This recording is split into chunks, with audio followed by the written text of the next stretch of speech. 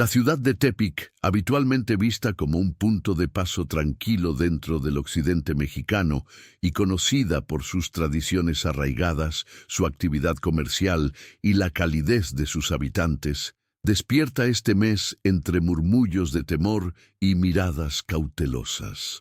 Las calles adoquinadas y los cafés locales, testigos de la vida diaria que solía transcurrir con relativa calma, resienten ahora una presión inusual.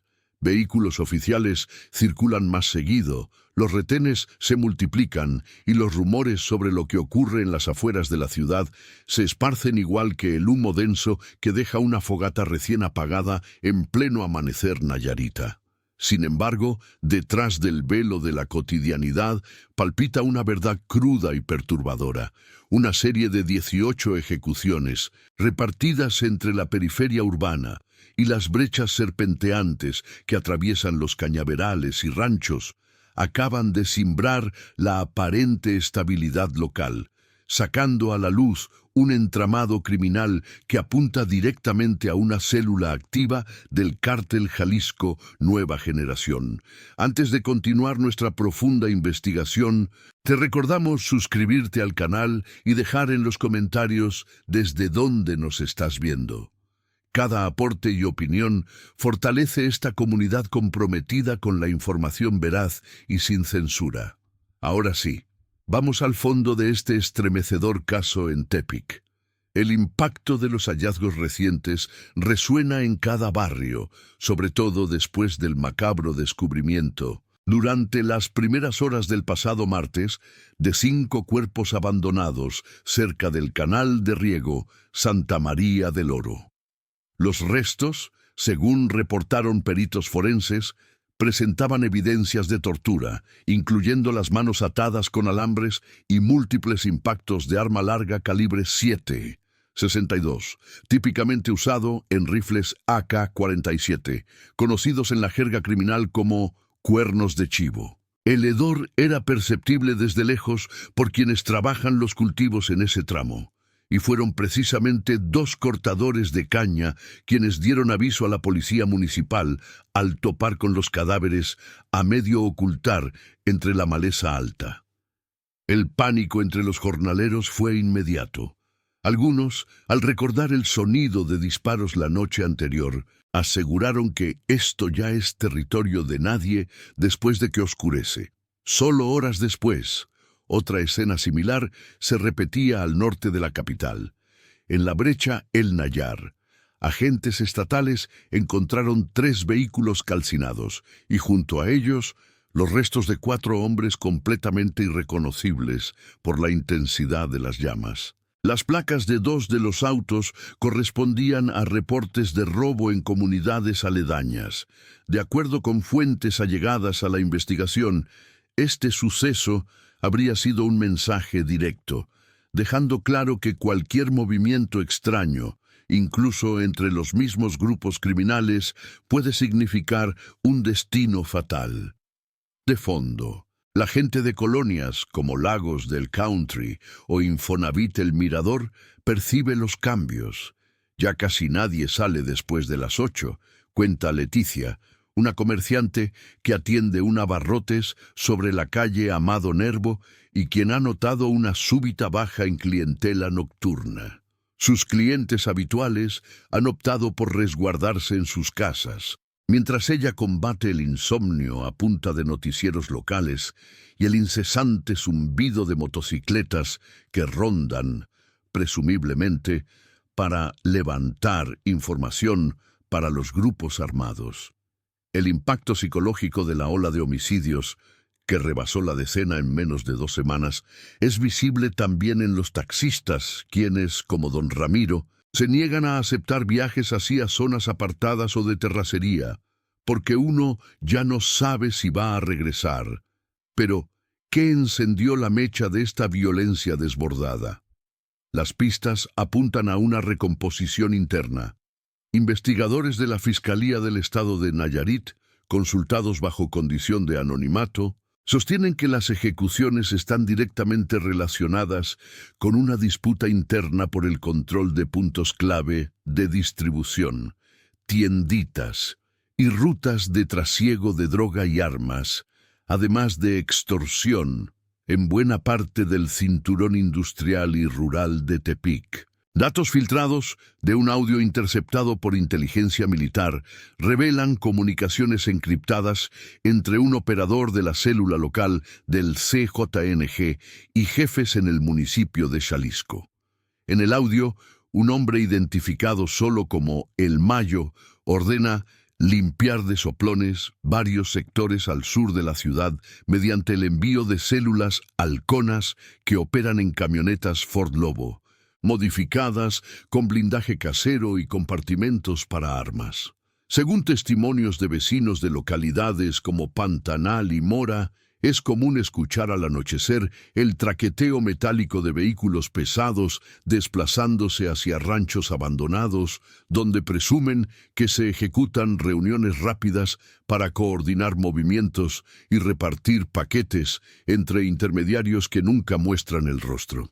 El miedo generalizado a represalias impide que la mayoría hable abiertamente, pero en voz baja mencionan nombres de jefes de plaza cuya presencia nunca es confirmada formalmente, pero de la que todos especulan. El rumor más persistente señala que el nuevo objetivo del CJNG es desplazar completamente a remanentes de los Beltrán Leiva y grupos independientes aún presentes en la zona rural. El modus operandi en los crímenes recientes revela cierto patrón. Los ataques se efectúan con precisión militar, combinación de fuego cruzado y remates a quemarropa, muchas veces grabados en videos destinados a intimidar rivales o a quienes consideren traidores. Varios cuerpos presentan mutilaciones similares, orejas cortadas, signos de asfixia y lesiones con arma blanca, descritas por autoridades forenses como marcas de castigo, por desobedecer órdenes internas o filtrar información. El hallazgo de radios portátiles, cargadores y restos de chalecos tácticos refuerza la hipótesis de un enfrentamiento directo entre células armadas más que simples ejecuciones aisladas. En las horas siguientes a los hechos, la actividad en hospitales y centros de salud cercanos se incrementó drásticamente. Personal médico de la Cruz Roja reportó la llegada de heridos con impactos de bala, algunos de los cuales, al ser interrogados, se negaron rotundamente a relatar cómo resultaron lesionados, exigiendo atención rápida y huyendo del lugar minutos después. Estos patrones, comunes en conflictos de alto perfil, generan frustración entre las autoridades, quienes señalan lo difícil que resulta obtener declaraciones que permitan rastrear a los responsables o identificar plenamente a las víctimas, muchas de ellas sin documentos o registros locales. Detrás de cada cuerpo encontrado hay historias truncadas. Don Ignacio, pastor de la iglesia de los Fresnos, lamenta la desaparición forzada de 3 jóvenes de su comunidad, quienes salieron a buscar leña hacia el cerro 2 días antes del primer hallazgo y jamás regresaron. Las familias, calladas y temerosas luego de recibir amenazas vía mensajes anónimos, prefieren no mover un solo dedo en busca de justicia, pues la policía nada más recoge muertos, pero los que mandan aquí son otros. En ese contexto, de silencio impuesto y miedo creciente, han surgido videos filtrados en redes sociales donde grupos armados, portando uniformes apócrifos de la Guardia Nacional, patrullan ciertas colonias, sobre todo al oriente de la ciudad, montados en camionetas con torretas improvisadas y las siglas del CJNG en puertas y parabrisas. La real o falsa presencia de autoridad mantiene a la población desorientada. A veces, uno ni sabe si llamar al 911, porque no sabes quién va a contestar, si son de verdad o de los otros, declara en voz baja un empresario restaurantero que prefiere no ser identificado. La confusión se intensifica por la falta de posicionamientos oficiales claros. Hasta ahora, el gobernador solo ha hecho breves llamados a la calma, prometiendo que la Federación ya investiga a fondo. Las rutas de escape y acceso juegan papel clave en la expansión territorial. Los caminos que conectan Tepic con Compostela, así como las carreteras secundarias a Caponeta y San Blas, son utilizadas habitualmente para el tránsito de vehículos robados, drogas y armas. En estas vías federales, grupos de halcones instalan filtros de revisión improvisados, tan solo minutos después de maniobras violentas en su territorio. Transportistas y agricultores han denunciado ante medios locales la imposición de cuotas por transitar con seguridad, haciendo más gravosa la situación económica de productores que ya enfrentan desabasto de fertilizantes y caída de precios del frijol, maíz y caña. Mientras tanto, la incertidumbre se apodera de las aulas escolares. Directores y maestros de al menos 4 secundarias cercanas al epicentro de la violencia han optado por suspender clases presenciales de manera intermitente, enviando tareas por WhatsApp y recomendando a padres y alumnos que eviten salir, incluso en horarios diurnos. La estructura comunitaria de Tepic, tradicionalmente tejida por mercados, plazas y festividades patronales, se ve así resquebrajada ante el repliegue obligado de sus habitantes, cuyas rutinas han cambiado radicalmente en pocos días. A nivel político, la presión es palpable, pero las respuestas siguen siendo evasivas. El reciente hallazgo de documentos presuntamente filtrados desde la Dirección de Seguridad Pública Municipal ha desatado controversia. En ellos se mencionan pagos irregulares y nombramientos de agentes vinculados con empresarios y líderes comunales, algunos ya identificados como colaboradores indirectos del CJNG. Estos lazos oscuros dificultan investigar a fondo, pues cada acción emprendida desde las instituciones parece filtrarse rápidamente hacia el otro lado, provocando que operativos y cateos acaben en nada o, en el peor de los casos, en emboscadas mortales. El miedo nunca llega solo. A la par de la violencia visible, se desatan cadenas de desapariciones forzadas y desplazamiento interno. Solo en las últimas 2 semanas, organizaciones civiles reportan más de 30 personas no localizadas entre habitantes de comunidades rurales, muchos de los cuales habrían huido de noche para evitar terminar como daño colateral en luchas que no son suyas. Los testimonios de mujeres desplazadas, quienes buscan refugio en iglesias y casas de familiares en el centro, hablan de la zozobra permanente. No dormimos. Cada vez que pasa una camioneta, pensamos que vienen por nosotros. Experimentalmente, la prensa independiente ha logrado recabar testimonios en el mercado central y en paraderos de autobuses. Un joven vendedor de lotes narra cómo, durante el cierre del local la semana pasada, vio 2 camionetas Tahoe negras, sin placas, rodear la zona mientras radios portátiles chirriaban con instrucciones que no alcanzó a descifrar. Minutos más tarde, ya sobre la avenida Insurgentes, aparecieron patrullas que nunca encendieron sirenas, solo bajaron, vieron y se fueron. Los forenses, que ya suman más de 2 docenas de autopsias en menos de 2 semanas, describen cuadros de violencia inusitada y patrones de ejecución similares a los usados en otras zonas bajo control del CJNG en Jalisco y Michoacán. Las víctimas, de entre 19 y 42 años, presentan desde balazos con entrada y salida, golpes contusos, hasta marcas de ahorcamiento y mutilaciones que sugieren tortura prolongada. El alto grado de organización evidencia que la célula criminal opera con inteligencia estratégica, seguramente dirigida desde fuera del Estado, o, como especula un investigador federal, con mando directo por radio desde Guadalajara o Colima. En las redes sociales, el caso se replica minuto a minuto. Cuentas anónimas difunden fotografías filtradas, audios distorsionados y mensajes que detallan supuestos pagos o alianzas con funcionarios locales. La embajada estadounidense ha emitido incluso alertas de viaje para el estado de Nayarit, y la prensa nacional busca confirmar vínculos entre las ejecuciones y la llegada reciente de nuevos cuadros del cártel al corredor pacífico. Las versiones oficiales apuntan a que la violencia es resultado de una ofensiva contra células enemigas y presuntos traidores, aunque fuentes al interior de la Secretaría de Seguridad Ciudadana advierten que la intención de la célula del CJNG en Tepic va más allá. Instalar un dominio pleno sobre la venta de drogas, el cobro de piso, la compra de voluntades y, sobre todo, blindar rutas estratégicas para el narcotráfico hacia la frontera con el norte, pasando por caminos menos vigilados del occidente mexicano.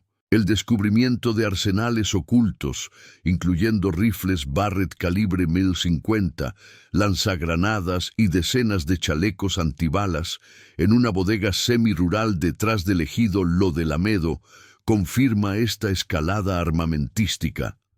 El arsenal estaba camuflado bajo costales de fertilizante y, según testigos, custodiado por sujetos armados hasta los dientes, apenas jóvenes, con los rostros cubiertos por pasamontañas y radios de largo alcance colgándoles del pecho. Un agricultor afirma que, la noche antes del cateo, escuchó 4 estruendos seguidos de un silencio tenso, roto solo por el batir de helicópteros que cruzaban despacio sobre los campos. Mientras tanto, los intentos de la autoridad local por restablecer el control lucen insuficientes. Un operativo conjunto que involucraba a la Guardia Nacional y a la Policía Estatal logró, en la madrugada del jueves, capturar a 3 presuntos sicarios tras un enfrentamiento en las inmediaciones del poblado El Rodeo.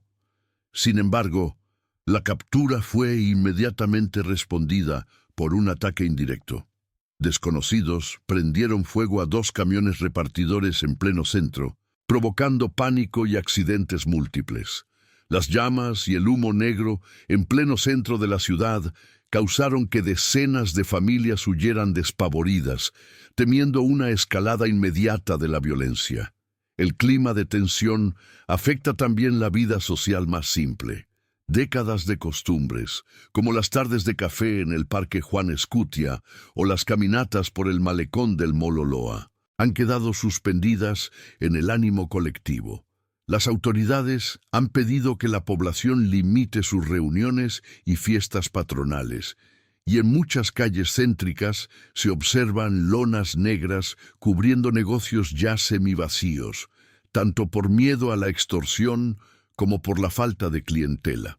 Un carnicero del barrio San José confiesa que nunca había cerrado tan temprano en 20 años. Ahora hasta la vida se siente prestada. Paradójicamente, el temor ha unido a algunos colonos en intentos espontáneos de autodefensa.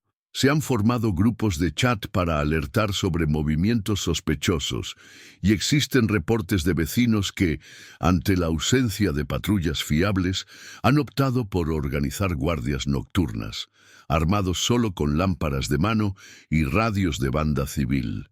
Sin embargo, la amenaza de represalias mantiene siempre la tensión en el aire, pues cualquier intento de resistencia visible puede derivar en violencia aún peor. Al hablar con transportistas y comerciantes surgen otras pistas. Varios afirman haber sido testigos de pagos de derecho de piso a sujetos que llegan a bordo de motocicletas, entregando instructivos escritos con reglas claras. No se permite avisar a policías, el pago es diario o semanal. Cualquier denuncia se paga con sangre. Estas prácticas, comparadas con lo reportado en Jalisco y Colima, sugieren una sincronización y una voluntad de expansión metódica del grupo criminal, que no deja cabos sueltos al imponer su ley. En paralelo, Familiares de desaparecidos han colocado mantas en puentes y escuelas, exigiendo cese a la violencia y acciones reales de la autoridad. Los reclamos son ignorados o borrados rápidamente por equipos de limpieza municipales, pero persiste el eco de las voces.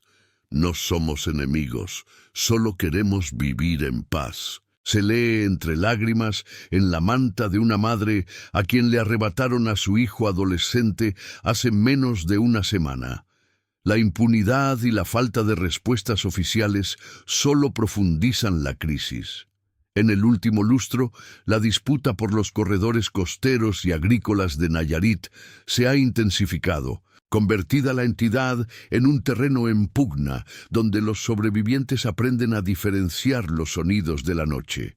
Un acelerón de moto, una ráfaga de metralleta, una transmisión de radio codificada. Sociólogos y criminólogos consultados advierten que la gravedad del caso de Tepic reside no solo en la cantidad de ejecuciones, sino en la confirmación de una estructura criminal bien enraizada, capaz de operar con capacidad militar, infiltrar instituciones y perpetuar un estado de miedo que paraliza a la ciudadanía. Así, en un Tepic distinto al de antaño, marcado por el miedo y la incertidumbre, la desaparición de jóvenes, los plomos en los portones y los rezos ahogados en casas oscuras, la sociedad se enfrenta al desafío de resistir en silencio. La tensión no cede y el futuro inmediato es incierto. Mientras el sol cae detrás de los cerros y la ciudad se arropa en una nocturnidad nerviosa, persiste la única certeza de que la violencia, lejos de apagarse, apenas se está reorganizando.